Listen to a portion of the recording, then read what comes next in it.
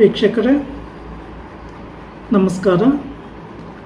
ನಾನು ನಿಮ್ಮ ನಾಗರಾಜ್ ಚೋಳೂರ್, ಪ್ರಖ್ಯಾತ ಜ್ಯೋತಿಷಿ, ವಾಸ್ತು ಹಾಗೂ ಸಂಖ್ಯಾಶಾಸ್ತ್ರಜ್ಞರು ಮಾತನಾಡ್ತಾ ಇರ್ತಕ್ಕಂಥದ್ದು. ವೀಕ್ಷಕರೇ, ಇವತ್ತಿನ ಸಂಚಿಕೆಯಲ್ಲಿ ಒಂದು ಜಾತಕದ ವಿಮರ್ಶೆಯ ಬಗ್ಗೆ ತಿಳಿಸ್ಕೊಡ್ತಾ ಇದ್ದೇನೆ.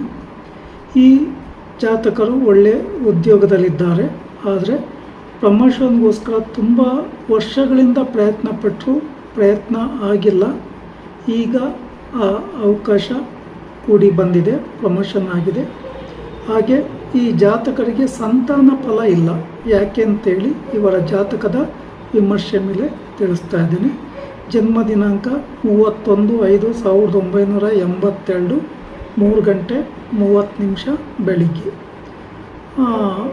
ಉತ್ತರ ನಕ್ಷತ್ರ, 1ನೇ ಪದ, ಸಿಂಹರಾಶಿ, ಮೇಷ ಲಗ್ನ, ಲಗ್ನದಲ್ಲೇ ಶುಕ್ರ, ರವಿ ಬುಧ ವೃಷಭ ರಾಶಿಯಲ್ಲಿ, ರಾಹು ಮಿಥುನ ರಾಶಿಯಲ್ಲಿ, ಚಂದ್ರ ಸಿಂಹ ರಾಶಿಯಲ್ಲಿ, ಕುಜ ಶನಿ ಕನ್ಯಾ ರಾಶಿಯಲ್ಲಿ, ಗುರು ತುಲಾ ರಾಶಿಯಲ್ಲಿ, ಕೇತು ಧನುಸ್ಸು ರಾಶಿಯಲ್ಲಿ ಸ್ಥಿತರಾಗಿದ್ದಾರೆ.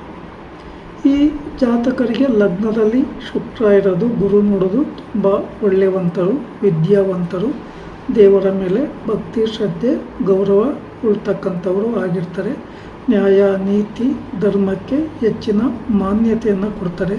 ಎಲ್ಲ ವಿಚಾರಗಳಿಗೂ ಹೊಂದಾಣಿಕೆ ಆಗ್ತಕ್ಕಂಥ ಸ್ವಭಾವ ವ್ಯಕ್ತಿತ್ವ ಇವರದು. ಇವರು ದಶಮ ಸ್ಥಾನಾಧಿಪತಿ ಶನಿ ಭಗವಾನರು ಕುಜನೊಟ್ಟಿಗೆ 6ನೇ ಮನೆಯಲ್ಲಿ ಇರೋದ್ರಿಂದ, ಉದ್ಯೋಗಕಾರಕ ಶನಿ ಭಗವಾನರು ಕುಜನೊಟ್ಟಿಗೆ ಸೇರಿರೋದ್ರಿಂದ ಉದ್ಯೋಗದಲ್ಲಿ ಎಷ್ಟೇ ಪ್ರಾಮಾಣಿಕವಾಗಿ ಕೆಲಸ ಮಾಡಿದರೂ ಸಹ ಏರುಪೇರು ಕಿರಿಕಿರಿ ಇದು ಇವರಿಗೆ ಉದ್ಯೋಗದಲ್ಲಿ ಕಂಡುಬರ್ತಾ ಇದೆ. ಈ ಜಾತಕರಿಗೆ ಸಿಂಹರಾಶಿಗೆ ಈಗ ಸರ್ಪದೋಷ ನಡೀತಾ ಇದೆ. ಈ ವರ್ಷ ಅಂತ್ಯದವರೆಗೂ ಸರ್ಪದೋಷ ಇರ್ತದೆ. ಹಾಗೆ ಅಷ್ಟಮ ಶನಿ ಜನ್ಮರಾಶಿಗೆ, ಮೀನರಾಶಿಯಲ್ಲಿ 8ನೇ ಮನೆಯಲ್ಲಿ ಶನಿ ಭಗವಾನರು ಗೋಚಾರ ರೀತಿಯಲ್ಲಿರೋದ್ರಿಂದ ಅಷ್ಟಮ ಶನಿ ದೋಷದ ಪ್ರಭಾವ ಇರ್ತದೆ. ಶನಿ ದೋಷಕ್ಕೆ ಸಂಬಂಧಿಸಿದ ಪರಿಹಾರಗಳನ್ನು ಶ್ರದ್ಧಾ ಭಕ್ತಿಯಿಂದ ಇವರು ಮಾಡ್ಕೋಬೇಕಾಗುತ್ತೆ. ಬನ್ನಿಪತ್ರೆ, ಬಿಲ್ವಪತ್ರೆ, ಪೂಜಾ ಸಾಮಗ್ರಿಗಳನ್ನು ತೆಗೆದುಕೊಂಡೋಗಿ ದೇವರಿಗೆ ಅರ್ಪಣೆ ಮಾಡಿ, ಎಳ್ದೀಪ ಹಚ್ಚತಕ್ಕಂಥದ್ದು, ಎಳ್ಳೆಣ್ಣೆಯ ಅಭಿಷೇಕ ಮಾಡಿಸ್ತಕ್ಕಂಥದ್ದು, ಹನುಮಾನ್ ಚಾಲೀಸ್ ಪಾರಾಯಣ ಮಾಡ್ತಕ್ಕಂಥದ್ದನ್ನು ಶ್ರದ್ಧಾ ಭಕ್ತಿಯಿಂದ ಮಾಡಬೇಕಾಗುತ್ತೆ. 2028ರವರೆಗೆ ಶನಿ ದೋಷ ಇದೆ. ಅದಕ್ಕಿಂತ ಮುಂಚೆ ಇವರಿಗೆ ಈಗ 1 ವರ್ಷದ ಹಿಂದೆ ಕುಂಭ ರಾಶಿಯಲ್ಲಿ ಸಹ ಶನಿ ಭಗವಾನರಿದ್ದಾಗ 7ನೇ ದೃಷ್ಟಿ. ಹೀಗಾಗಿ ಇವರ ಜಾತಕದಲ್ಲಿ ಶನಿ ಭಗವಾನರು ಶತ್ರು ಸ್ಥಾನದಲ್ಲಿರೋದ್ರಿಂದ, ಕುಜನೂ ಶತ್ರುವಾಗಿರೋದ್ರಿಂದ ಶನಿ ಭಗವಾನರ ಮತ್ತು ಕುಜರ ಕಿರಿಕಿರಿಯಿಂದಾಗಿ ಉದ್ಯೋಗ ಮಾಡೋ ಕಡೆ ಕಿರಿಕಿರಿಗಳು ಉಂಟಾಗ್ತದೆ. ಹಾಗೆ ಶ್ರೀ ಕ್ಷೇತ್ರ ಕುಕ್ಕೆ ಸುಬ್ರಹ್ಮಣ್ಯದಲ್ಲಿ ಸರ್ಪ ಸಂಸ್ಕಾರ ಶಾಂತಿ ಹೋಮ, ಆಶ್ಲೇಷ ಬಲಿ, ನಾಗ ಪ್ರತಿಷ್ಠೆಯನ್ನು ಮಾಡಿಸಿದರೆ ತುಂಬ ಒಳ್ಳೆಯದು. ಇನ್ನು ಸಂತಾನಕ್ಕೆ ಸಂಬಂಧಿಸಿದ ಸಮಸ್ಯೆಯನ್ನು ನೋಡುವಾಗ, ಸಂತಾನಾಧಿಪತಿ ಸ್ಥಾನ ಸಿಂಹರಾಶಿ ಅಧಿಪತಿ ರವಿ ವೃಷಭ ರಾಶಿಯಲ್ಲಿ ನಿರ್ಬಲನಾಗಿದ್ದಾನೆ. ಅಂದರೆ ಪುರುಷ ಗ್ರಹ ಗುರು, ರವಿ, ಕುಜ 3 ಗ್ರಹಗಳು ನಿರ್ಬಲರಾಗಿರೋದ್ರಿಂದ ಗಂಡು ಸಂತಾನಕ್ಕೆ ಸಮಸ್ಯೆ ಉಂಟಾಗ್ತದೆ.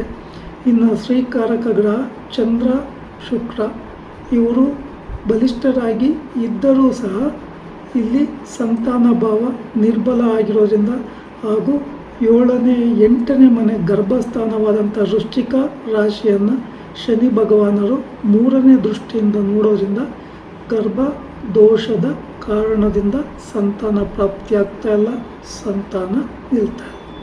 ಹಾಗಿದ್ರೆ ಏನು ಮಾಡಬೇಕು ಅಂತಂದರೆ, ವಿಶೇಷವಾಗಿ ಶನಿ ಭಗವಾನರಿಗೆ ಎಳ್ಳೆಣ್ಣೆ ಅಭಿಷೇಕ ಮಾಡಿಸ್ತಕ್ಕಂಥದ್ದು, ಎಳ್ದೀಪ ಹಚ್ಚತಕ್ಕಂಥದ್ದು, ಕಪ್ಪು ಎಳ್ಳನ್ನು ದಾನ ಕೊಡ್ತಕ್ಕಂಥದ್ದು, 8 ಸುತ್ತು ಪ್ರದಕ್ಷಿಣೆ ಹಾಕಿ ನಿಂತ್ಕೊಂಡು ಶ್ರದ್ಧಾ ಭಕ್ತಿಯಿಂದ ಶನಿ ಭಗವಾನರಿಗೆ ಮೊದಲಿಗೆ ಪೂಜೆ ಕೊಡಬೇಕಾಗ್ತದೆ.